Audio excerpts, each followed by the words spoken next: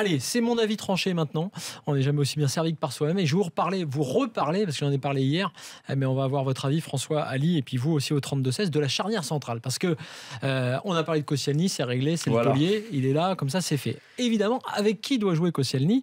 D'un esprit de Deschamps, c'est donc Varane, puisqu'il l'a réinstallé à la place de deuxième défenseur à côté de Koscielny. Il lui a même donné le brassard de capitaine. Sauf qu'hier, Varane, sans être catastrophique dans l'ensemble, il n'a même pas fait notamment en deuxième période, un mauvais match, mais il est quand même fautif sur le but. Il fait une nouvelle erreur défensive de marquage.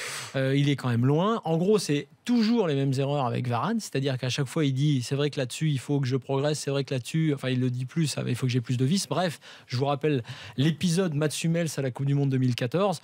On pensait que ça s'était oublié. Certes, il fait un bon début de saison, mais on sait qu'il joue parce que Pepe ne joue pas. Il n'est toujours pas revenu, on va dire, des festivités liées à l'Euro.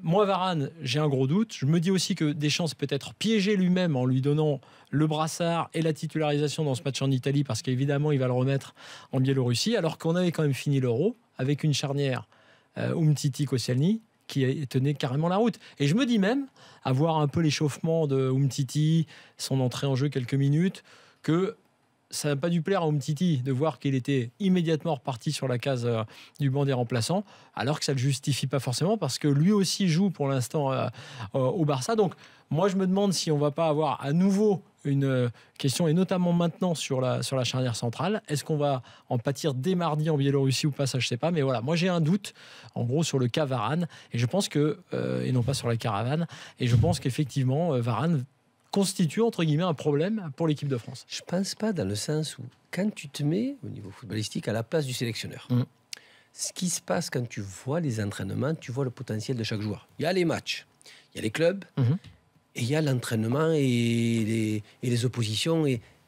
c'est là que les joueurs eux-mêmes sentent qu'un joueur est au-dessus de l'autre et vice versa. Le sélectionneur le voit, surtout un ancien joueur comme Deschamps.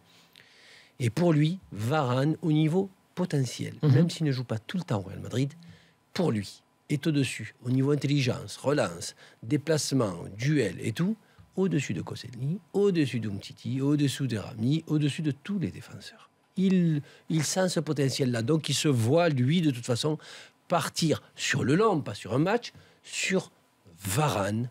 Et là, encore plus, il a la chance, puisque c'est clair, et Koscielny. Il veut que sa charnière centrale, il ne la cherche plus, il l'a. Alors ça, c'est Deschamps. Je parle de Deschamps. Mais toi, par exemple, comment tu penses aussi que c'est le cas? Toi, tu mets Varane, Koscielny? Je mets Varane et Koscielny. Koscielny, ça y est, c'est clair, net et précis. Et Varane, dès qu'il revient, qu'il n'est pas blessé, je le mets. Pourquoi? Parce qu'il va encore un petit peu remettre. Je ne suis pas d'accord pour Didier Deschamps pour dire que d'un coup, ça y est, tout va aller bien. Il va avoir un certain temps pour la remise en place à l'équipe de France, qui n'a rien à voir avec le Real Madrid, bien sûr. Et progressivement, on va le retrouver.